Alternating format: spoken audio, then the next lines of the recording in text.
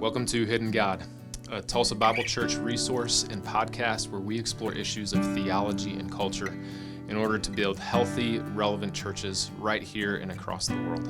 For more information, see our website, tulsabible.org.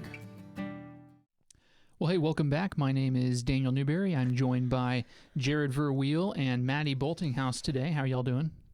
Great. Doing pretty good. Pretty good. Awesome. Excellent. Hump day. It's Wednesday. It is always hump day.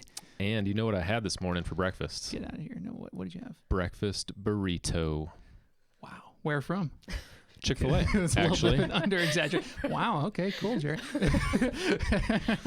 Hey, man, Great. it's Good not for every you. day that I have a breakfast burrito. I was very excited about it. Man, coffee and a breakfast burrito, it was the way to start. Me and Henry were going through some Proverbs together. That's awesome. At Chick-fil-A. At Chick-fil-A. It's good. No better place to talk about the Bible than at Chick-fil-A. That's right. So Chick-fil-A breakfast burrito, is that your top burrito? Personally, not my top. Okay. When I was in seminary at Dallas, Mm-hmm. there's a place called the Taco Joint. And it opened up like a block away from the seminary. And we're just kind of like, taco joint, whatever. Sounds cool. Maybe we'll go check it out. So we go there and we get their breakfast burritos. Oh my gosh. They were like melting in my mouth good. I mean, slap your mama good. It was just loaded with meat, very little eggs in there, loaded with meat. And then they had this special like jalapeno sauce on top of it. It's a gourmet burrito. Changed my life. That's awesome. Man, I don't think anybody could possibly beat that. That's so original. But Mady, what about you? Breakfast burrito, where do you go? It's got to be Chick-fil-A. Oh. Chick-fil-A. So I support the choice this morning for breakfast, Jared. But I don't want the chicken burrito. Like they have a chicken breakfast burrito because, eat more chicken. Right. Not getting beef there. Daniel, they bring beef in. No way. Well, okay. No, they don't. Not really beef. Oh, okay. But they have a different meat. It's the sausage burrito that I like the best. Wow. Yes, All right. it is. It has also a lot of wonderful things inside, but like their It's little just like me. mini hash browns. Wonderful things inside. Yes. My They're heart. mini hash We're calling the browns. episode there. Guys, my burrito. Sorry, The mini Mady. hash Please keep browns going. inside. But the thing that makes the burrito for me, everybody, is the jalapeno sauce. Salsa. Salsa with it. Yeah. That makes it. That's excellent. That's delicious. So while Jared was eating your favorite burrito, Yes. he was dreaming about his favorite burrito, not even appreciating the Chick-fil-A. And I did in fact have the sausage this morning. You did. Yeah. Talk about iron. See? I think I Good like it job. better than the chicken as well. Yeah. Man, that's awesome. Well, for me, I'm going to go completely unoriginal. Okay, actually, I've kind of got two here because Rachel makes incredible breakfast burritos. Wow. I mean, they are just, man, they rock your socks off. And she, every now and then when our eggs, we buy tons of eggs. You can go to Walmart and buy a box of 60 eggs for like $3. I'm not joking. And so we buy a box of 60 eggs every time we go because it's like 50 cents more than the 18 pack. And near the end of the month, whenever they're about to expire, right before they expire, she just cooks them all up, whatever's left, scrambles them, and then puts them in burritos and freezes them. So we've just got like tons of breakfast burritos. And they're so good. She puts eggs, cheese, and she slices up like fresh jalapenos in there and sausage. I've just never had a breakfast burrito that good. But when that doesn't happen, if I'm ever craving a burrito and she hasn't made those, I always go to Sonic and I get the ultimate breakfast burrito. That's been my go-to burrito for a long time. Nothing creative about it. It really is. It's okay. Honestly, it's not even the best. It's not even that great of a burrito. It's just where I go. So that's mine. And what can't you put in a burrito? Exactly. That's the thing about burritos, Jared. You can do anything. It's like I don't know. They're just the variety, the tastes, the options that are out there. Yeah. Put in a burrito, it's better. Dude, this is literally the conversation I was having with Kent Shue like a year and a half ago. It was a great, anyway. Yeah. Anything. All right, we should get into our episode. We're continuing our series talking about sexuality. I think, is this our first episode on it, or is this our second episode on it? This is our second episode talking about sexuality. And why don't you start us off, Jared? What do we got? Yeah, part 2 of Sexuality and Gender. Today, a book recently came out just last year. It was written by Carl Trueman, probably an author that you guys might have heard of in the past. He wrote a book called The Rise and the Triumph of the Modern Self. And in this book, it's been on Twitter, it's been out there. Evangelical resources are putting this thing out like crazy. And it really is a great, great book. When we did our top books for the year, at the end of the year, this was one of mine. And in this book, chapter 6, he's got a chapter called Sigmund Freud, Civilization and Sex. And he analyzes the development of the sexual revolution as a symptom of the human search for identity. Not the cause, but actually a symptom of it. And it's what we're going to start out with as we begin to explore this topic on homosexuality in the Bible is just how Sigmund Freud, how his influence has had a major effect in how people are understanding sexuality and their identity today. He was a game changer in many ways. Absolutely. Yeah. And actually in that section that you gave us to read from that book, we saw that Freud's influence on Western culture, it really cannot be overstated. Before Freud, sex was primarily an activity for procreation or even for recreation, but it was never wrapped up in someone's identity. But after Freud, sex, it became definitive of who we are, right? So our contemporary culture has shifted from seeing sexual activity as exactly that, an activity, to now it is your identity. How you choose to have sex identifies who you are. Major shift. And as a result, one's sex drive is becoming the most powerful force of influencing a person's behavior today. Yeah. And then remember from last week on this episode, part 1, or last episode, part 1, the Romantic period was a time when people considered their experiences and then their inner feelings as their primary source of truth. So what am I experiencing? What am I feeling? And then that is my primary source of truth. So the goal of human existence in this period, in the Romantic period, is to be happy. And so that's the goal.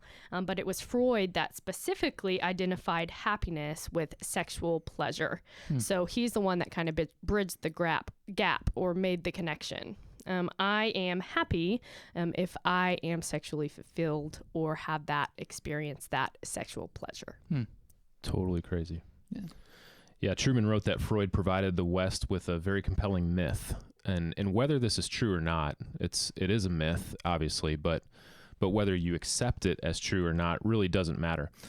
People believe this, right? So here's what Freud suggested was that sexual desire and fulfillment is a real key to what it means to be human. At the end of the day, what does it mean to be living as a human being on this earth?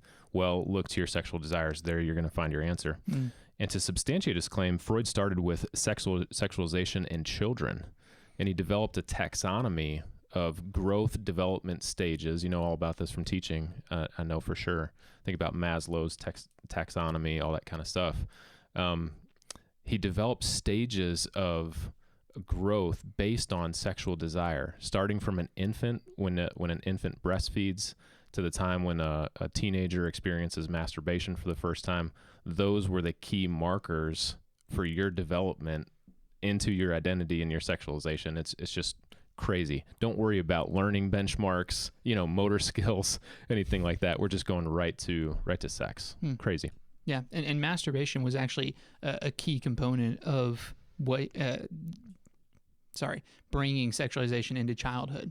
And so, opposed to the religious voices of his day, Freud saw masturbation as completely normal and a functionally, it was a part of how children grew up, basically, right? He saw that as just natural, whereas religion back then would have said, no, masturbation is a sin. Today, we say masturbation is a sin, and Freud completely disagreed with that.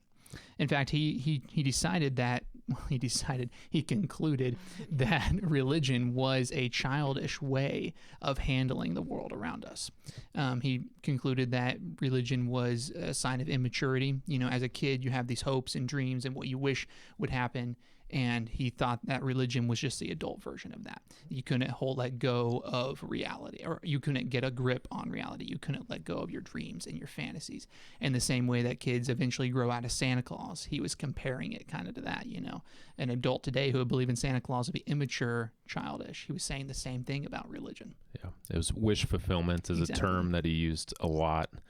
Yeah, you're supposed to, as you get to be an adult, you move past those childish things, right? So when you're little, you can look to God as like a father, protector, give you comfort, security, all those kind of things. When you're an adult, hey, listen, we protect ourselves. We make our own choices. We get past these childish things, just like you were saying. And in effect, what he was doing is he was agreeing with Nietzsche, a voice before his, God is dead. Right. Why are you living your life toward these moral, religious imperatives? They're really just holding you in bondage. What you need to do is be liberated from that as an adult and get past those things. Yeah, and one of the implications of that belief and Freud's emphasis on this is now in today's society, contemporary education not only approves but promotes the lie that a child's sexual instincts should be liberated from those traditional sexual codes that we've seen in the past. And then at the same time, he wanted this, and now education does this.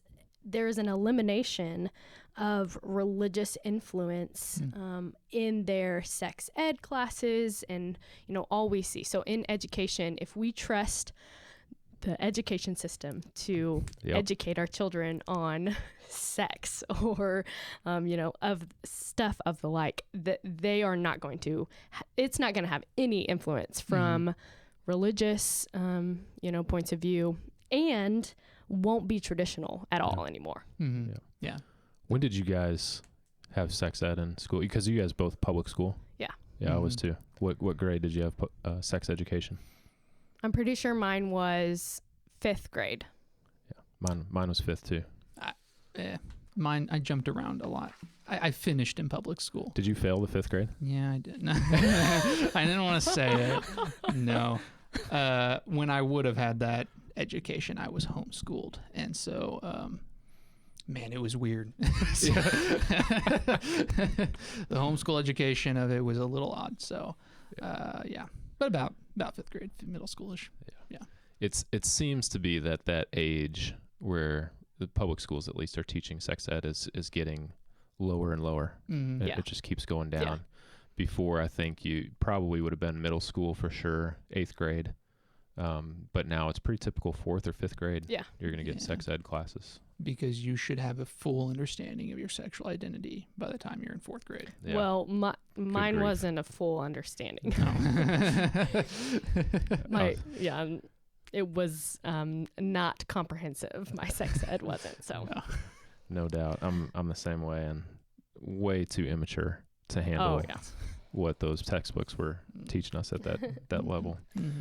And so here's what we've experienced coming out of the 1900s and from the likes of Freud is this perfect storm, right? On the one hand, you've got the Romantic period that's all about the inner experience. It's all about your feelings as a source of truth, which are, feelings are subjective. Emotions are subjective. To say anything objective about that is almost a contradiction of terms. It just doesn't make sense, but that's exactly what they believed coming out of the Romantic period.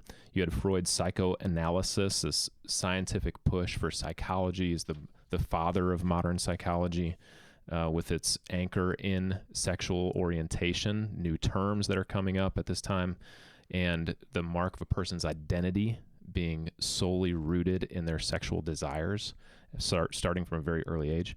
And then you've got the postmodern culture, on the other hand, that lives for self and a desire to be, again, liberated from all authority. So we're done with religion now. We're done with any objective truth or absolute truth whatsoever. You've got a free for all culturally in terms of identity and understanding any kind of submission to authority. So all these things together, you wonder why our culture and our time is experiencing what it's experiencing with sexual orientation. It really has been the perfect storm. Yeah. Everything Freud taught has shaped what our culture believes about all of that today. Unbelievable. Mm-hmm.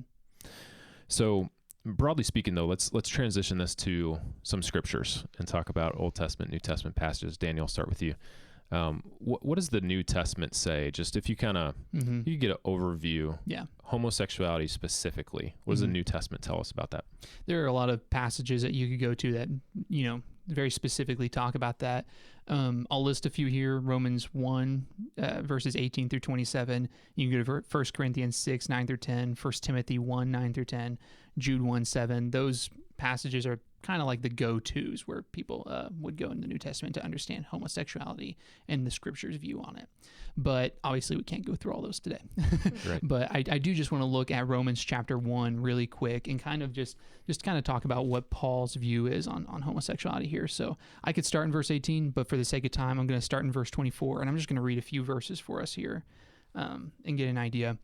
It says, "Therefore God delivered them over in the desires of their hearts to sexual impurity, so that their bodies were degraded among themselves. They exchanged the truth of God for a lie, and worshipped and served what has been created instead of the Creator, who is praised forever. Amen." And in verse 26, he says, "For this reason," because they worshipped the creation rather than God. It says, "For this reason, God delivered them over to disgraceful passions. Their women exchanged natural sexual relations for unnatural ones. The men, in the same way, also left natural relations with women and were inflamed in their lust for one another. Men committed shameless acts with men and received in their own persons the appropriate penalty of their error." So he talks about this sexual desire for the same gender, homosexuality, and he puts it in the terms of God handed them over to these evil passions and these desires that they had. It's in the context of they were rebelling against God, and in that rebellion, they decided to pursue these passions. From a surface level reading, we read this and we think, clearly Scripture says homosexuality is wrong. There are several solid arguments against this that some queer theologians have brought up. We can get into queer hermeneutics at some point in time, but they'll look at this passage and they will say that when it says their women exchanged natural sexual relations, their men exchanged natural sexual relations, that word natural they're saying is not so much in the context of what they were designed to do, but rather what society expected them to do. And so in the Roman society at that time, it would be expected men would be with women and vice versa. You would not have a man with a man and a woman with a woman. And so the opposite side would say this passage does not condemn homosexuality. It's rather condemning it within that social context. So my rebuttal against this, just because I feel like it's important to say, if you were to actually study this text and look at the Greek and see what it was, the Greek word for natural here is, how do you pronounce that? Physis, something like that.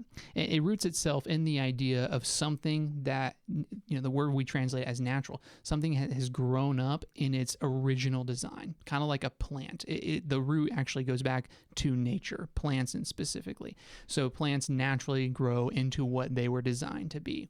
It's not talking about something natural in the sense of a social context, but rather in a scientific context.